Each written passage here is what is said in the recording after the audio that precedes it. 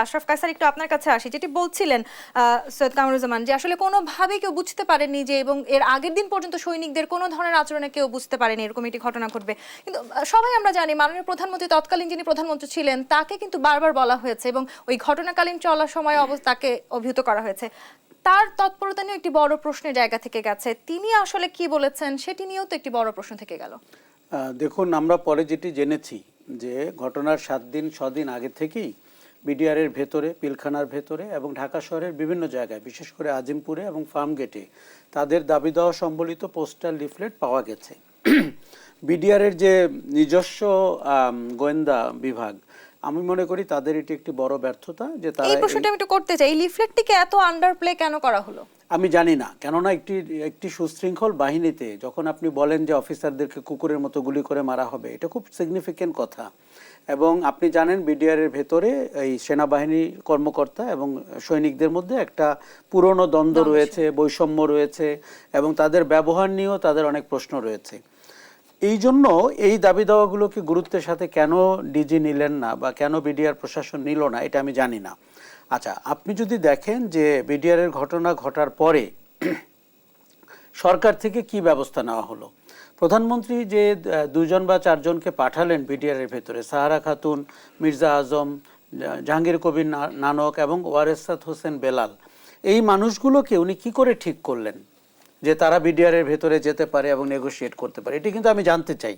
কারণ একটি সরকারকে বুঝতে হবে যে একটা বিদ্রোহ হয়েছে এবং ততক্ষণে আমরা জেনে গেছি বিডিআরের ডিজি মারা গেছেন এবং আর্মির অফিসাররা মারা গেছেন। প্রধানমন্ত্রী কি এই 4জনকে কেমন করে নির্বাচন করলেন? আমি এই জন্য কথাটা বলছি, জাহাঙ্গীর কবির নানক এবং মির্জা আজমের ব্যাপারে অভিযোগ উঠেছে যে ওখানে তাদের আত্মীয় পরিজন ছিলেন যারা বিদ্রোহ করেছেন, তারা এবং ফজলে নূর তাপস যিনি ওই এলাকার এমপি, তাদের সাথে তাদের 7 দিন 8 দিন 10 দিন আগে কথা হয়েছে দাবি দেওয়ার ব্যাপারে, ডাল ভাতের ব্যাপারে, এমনকি তাদের যে বৈষম্য রয়েছে সেটি নিয়ে। কাজেই প্রধানমন্ত্রীকে জবাবদিহি করতে হবে, উনি এই 4জনকে পর্যায়ক্রমে যে বিডিআর হেডকোয়ার্টারে পাঠালেন, তারা কি করে নির্বাচিত হলেন হঠাৎ করে 4জন ব্যক্তি? এটি আমাদের জানার প্রশ্ন। দ্বিতীয় হচ্ছে, দেখুন 107 জন বা 100-র উপরে অফিসার ছিল, 57 জন মারা গেছেন।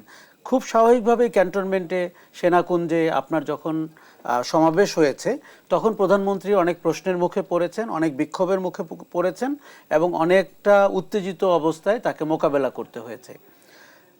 প্রধানমন্ত্রী যদি কোনো পক্ষ না হয়ে থাকেন তাহলে এই উত্তেজনাকে উনি নেগেটিভলি নেবেন কেন?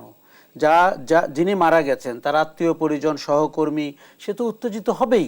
কিন্তু পরবর্তীতে আমরা দেখেছি যে ওই সেনাকুঞ্জে যারা ভয়েস রেজ করেছিলেন তাদের প্রত্যেককে বাহিনী থেকে বিদায় করা হয়েছে, কখনো জঙ্গির অভিযোগ জানিয়ে, কখনো কু করার ষড়যন্ত্রের অভিযোগ জানিয়ে, এমনকি মতিঝিলে ফজলে নূর তাপসের অফিসের সামনে বোমা হামলার অভিযোগে। এই যে ঘটনাগুলো ঘটেছে, আপনি যদি এখন ডটসগুলো একটু মেলান তাহলে আপনি বুঝতে পারবেন প্রধানমন্ত্রী এবং সরকার এই ঘটনার একটি পক্ষ হিসাবে আবির্ভূত হয়েছিল এবং তারা আসলে কোন পক্ষ?